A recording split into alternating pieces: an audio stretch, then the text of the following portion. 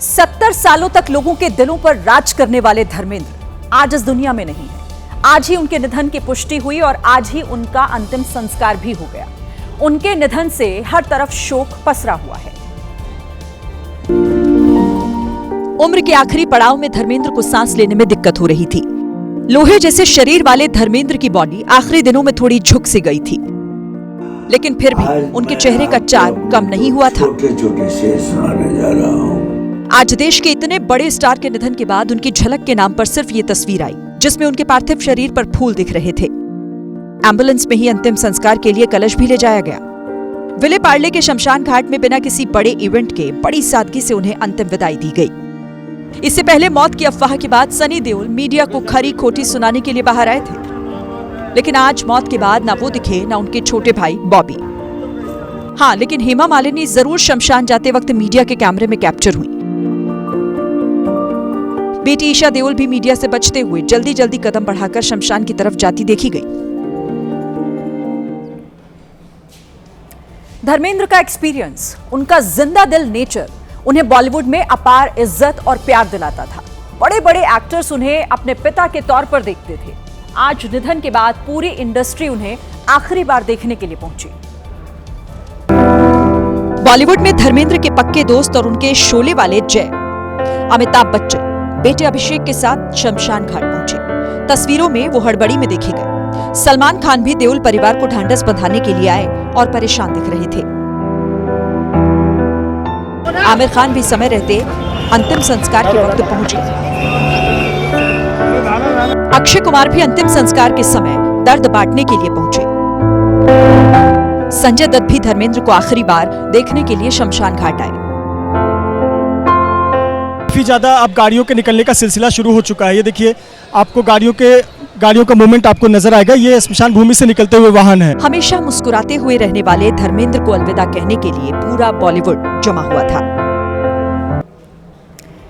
धर्मेंद्र सिर्फ बॉलीवुड के थोड़ी ही न थे, वो तो पूरे देश के फेवरेट थे।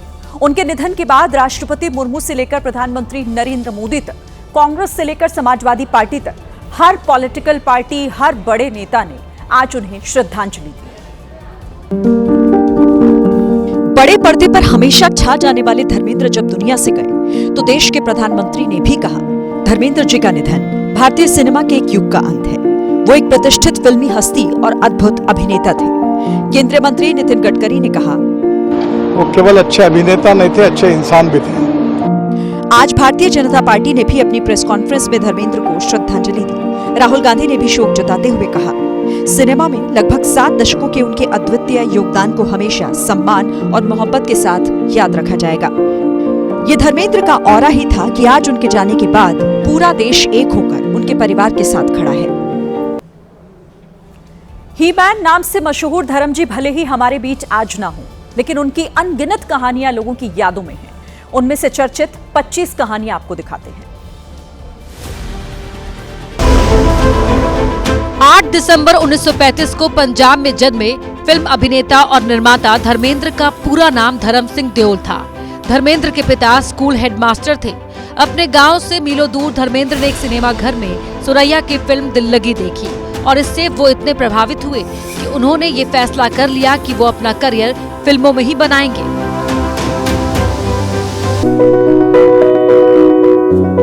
सिनेमा बचपन से ही धर्मेंद्र के जहन में कैद हो चुका था। उन्हें फिल्म देखने का बहुत शौक था।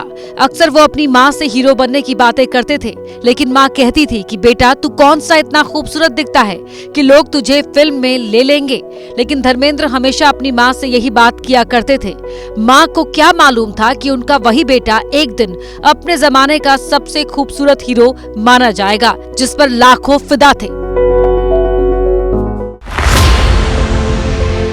लोग बताते हैं कि धर्मेंद्र ने 1949 में 40 दिनों तक रोजाना फिल्म दिल लगी देखी और इस फिल्म को देखने के लिए हर बार मीलों पैदल चले और हीरो बनने के लिए भी फिल्म निर्माताओं के दफ्तर में चक्कर लगाने के लिए वो मीलों पैदल चलते थे ताकि पैसे बचा सके और उससे कुछ खा सके। एक बार धर्मेंद्र के पास भोजन खरीदने के लिए पैसे नहीं थे। थके हारे वो अपने रूम पहुंचे, जहां टेबल पर उनके रूम पार्टनर का इसबगोल का पैकेट रखा हुआ था। भूख मिटाने के लिए धर्मेंद्र ने पूरा इसबगोल खा लिया। सुबह हालत खराब हो गई और डॉक्टर के पास उन्हें ले जाया गया। डॉक्टर ने सारा माजरा सुनकर कहा कि इन्हें दवा की नहीं, भोजन की जरूरत है।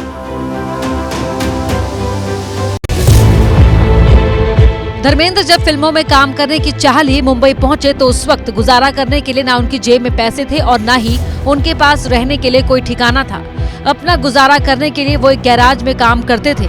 वहां काम करने के लिए उन्हें 200 रुपए मिलते थे। इतने पैसों में उनका गुजारा नहीं हो पाता था, इसीलिए वो ओवर टाइम भी करते थे और फिर रात में उसी जगह सो जाते थे। फिल्मों में आने से पहले धर्मेंद्र रेलवे में क्लर्क की नौकरी कर रहे थे, जहां उन्हें 125 रुपए मासिक वेतन मिलता था। लेकिन घर को आर्थिक मजबूती देने के लिए बिना मन उन्होंने कुछ दिनों तक रेलवे में नौकरी की। लेकिन ज्यादा दिन उनका मन उन्हें पंजाब में रोक नहीं पाया और उनके मन की उड़ान उन्हें अपने सपनों की नगरी यानी मुंबई खींच लाई। रेलवे में नौकरी के दौरान एक फिल्म पत्रिका में टैलेंट हंट का विज्ञापन आया, जिसमें विमल रॉय और गुरुदत्त का नाम लिखा था। उसी विज्ञापन के बाद धर्मेंद्र को स्क्रीन टेस्ट के लिए बुलावा आ गया, जिसके बाद अपनी पत्नी प्रकाश कौर और बच्चों को वहीं पंजाब में छोड़कर धर्मेंद्र मुंबई पहुंच गए। साल 1960, महीना था नवंबर और तारीख थी 4। सिनेमा घरों में दिल भी तेरा हम भी तेरे नाम की एक फिल्म रिलीज हुई थी। अर्जुन हिंगोरानी के डायरेक्शन में बनी इस फिल्म से बॉलीवुड में एक नए हीरो की एंट्री हुई। उस हीरो का नाम था धर्मेंद्र सिंह देओ, जो पहली बार पर्दे पर आया और सीधे लोगों के दिलों में बस गया। जब दिल भी तेरा हम भी तेरे फिल्म के जरिए बॉलीवुड में पहला ब्रेक मिला तो धर्मेंद्र को ऐसी उम्मीद थी कि उन्हें इस पिक्चर के लिए कम से कम 5,000 रुपए मिलेंगे। हालांकि उन्हें सिर्फ 51 रुपए मिले थे, वो भी 3 लोगों ने मिलकर 17 करके उन्हें 51 रुपए दिए थे। ये फीस भले ही कम थी, लेकिन धर्मेंद्र उस 51 रुपए को काफी लकी मानते थे। ही-मैन बनने की शुरुआत 1966 में हुई। फिल्म पत्थर के फूल धर्मेंद्र की पहली एक्शन फिल्म थी। इस फिल्म में धर्मेंद्र की एक्टिंग की काफी तारीफ हुई थी। ये उस साल की सबसे ज्यादा कमाई करने वाली फिल्म भी साबित हुई थी। 70 लाख की बजट वाली इस फिल्म ने कुल 14 करोड़ 40 लाख की कमाई की। धर्मेंद्र का डील डॉल पहलवानों जैसा था, जिसको देख कई निर्माताओं ने उन्हें अभिनय छोड़ अखाड़ा जाने की सलाह दी। कईयों ने कहा पहलवान गांव लौट जाओ। धर्मेंद्र को भले ही एक्शन हीरो के रूप में जाना जाता है, लेकिन धर्मेंद्र ने कई हास्य और रोमांटिक फिल्मों में भी काम किया। जब धर्मेंद्र ने बॉलीवुड में अपना करियर शुरू ही किया था, उसी समय उनका नाम एक्ट्रेस मीना कुमारी के साथ जुड़ा था। बातें तो ऐसी भी होती थी कि मीना कुमारी ने बड़े एक्ट्रेस के तौर पर बॉलीवुड में जगह बनाने में धर्मेंद्र की मदद की थी। हालांकि धर्मेंद्र पहले से ही शादीशुदा थे। फूल और पत्थर की शूटिंग के दौरान फिल्म अभिनेत्री मीना कुमारी से उनकी नजदीकियां चर्चा का विषय रही। धर्मेंद्र और मीना कुमारी की नजदीकियों से मीना के पति कमाल अमरोही नाराज हो गए। वर्षों बाद उन्होंने धर्मेंद्र को लेकर रजिया सुल्तान बनाई। एक दृश्य में उन्होंने धर्मेंद्र का मुंह काला करवाया। कहा जाता है कि इस तरह का सीन जानबूझकर धर्मेंद्र से बदला लेने के लिए रखा गया। बॉलीवुड में आने के कुछ सालों बाद हेमा मालिनी के साथ धर्मेंद्र का नाम जुड़ा।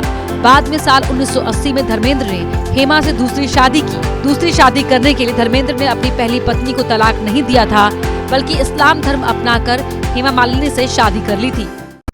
फिल्म समीक्षक कहते हैं कि हेमा मालिनी और धर्मेंद्र की लव स्टोरी साल 1975 में शुरू हुई। फिल्म शोले के सेट से हेमा धर्मेंद्र की प्रेम कहानी की शुरुआत हुई थी। कहा तो ये भी जाता है कि जब हेमा मालिनी संग उनके सीन की शूटिंग होती थी तो वो सेट पर लाइटमैन को रिश्वत दिया करते थे, ताकि वो लाइट डिस्टर्ब कर दे और उन्हें हेमा मालिनी के साथ फिर से वो सीन करने का मौका मिल जाए।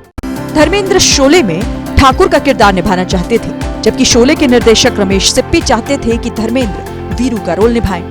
धर्मेंद्र नहीं माने तो रमेश ने धमकाते हुए कहा कि संजीव कुमार को वीरू बना दूंगा, जो कि हेमा मालिनी का हीरो है। धमकी रंग लाई। धर्मेंद्र फौरन वीरू का रोल निभाने के लिए तैयार हो गए। फूल और पत्थर धर्मेंद्र के करियर की पहली बड़ी हिट रही। उसमें इन्होंने शर्टलेस होकर दर्शकों को चौंका दिया, लेकिन इसके लिए उन्हें आलोचना भी झेलनी पड़ी। धर्मेंद्र को कुछ बी ग्रेड फिल्मों में काम करने पर सनी देओल ने टोका था, जिसके बाद उन्होंने कभी भी बी ग्रेड फिल्में नहीं की।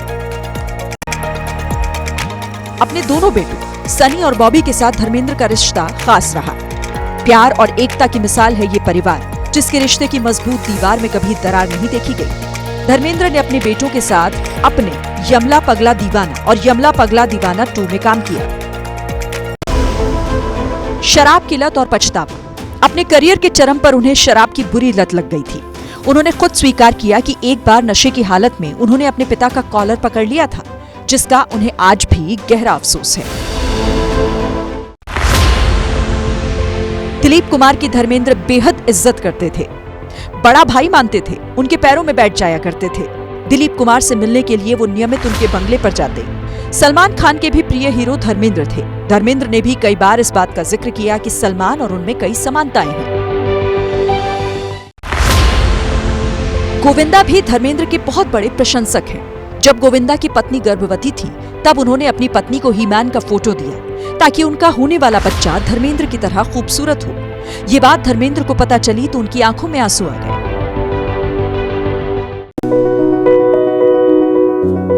अमिताभ बच्चन और धर्मेंद्र न सिर्फ पर्दे पर बल्कि निजी जिंदगी में भी एक दूसरे के बेहद करीब रहे। धर्मेंद्र ने कई बार इस बात का जिक्र किया कि वो अमिताभ बच्चन को एक इंजन की तरह देखते थे और खुद को उसके पीछे पीछे चलने वाला मानते थे। एक बार अमिताभ ने कौन बनेगा करोड़पति में बताया था कि शोले की शूटिंग के दौरान एक सीन में धर्मेंद्र ने गलती से असली गोलियों वाली बंदूक से गोली चला दी थी। निधन से पहले रिलीज हो चुकी उनकी 2 फिल्म काफी सुर्खियों में रही। 2023 में आई फिल्म रॉकी और रानी की प्रेम कहानी में उनके कैरेक्टर की काफी चर्चा रही। उन्होंने इस फिल्म में शबाना आजमी को किस किया था, जो कि खबरों में रहा था। इसके अलावा वो तेरी बातों में ऐसा उलझा जिया में नजर आए थे। ये फिल्म 2024 में रिलीज हुई, जिसमें शाहिद कपूर के दादा का किरदार उन्होंने निभाया और धर्मेंद्र ने दर्शकों का दिल जीत लिया। धर्मेंद्र मैंने प्यार किया फिर से नाम के एक और प्रोजेक्ट पर भी काम कर रहे थे, जिसमें वो अरबाज खान के साथ नजर आने वाले थे। दोनों ने आखिरी बार 1998 की हिट फिल्म प्यार किया तो डरना क्या में साथ काम किया था। दिग्गज अभिनेता धर्मेंद्र का 89 साल की उम्र में निधन हो गया। उनकी आखिरी फिल्म 21 इस साल 25 दिसंबर को रिलीज होगी, जिसमें वो अमिताभ बच्चन की नाती अगस्ती नंदा के साथ दिखेंगे। ये फिल्म श्री राम राघवन ने निर्देशित की है। धर्मेंद्र ने एबीपी न्यूज से बातचीत में भी कहा था कि उन्हें अपने हीरो बनने पर यकीन नहीं था, क्योंकि पिताजी को ये पसंद नहीं था। आईने में तो मैं खुद को देखता था, मैं अपने आप को रिजेक्ट कर देता था। सजदा एक इबादत थी उसके लिए कि मुझे किसी तरह एक्टर बना दे मालिक। मेरा हर कर्म एक सजदा था और यकीनन उसे मुझ पे रहम आ गया होगा।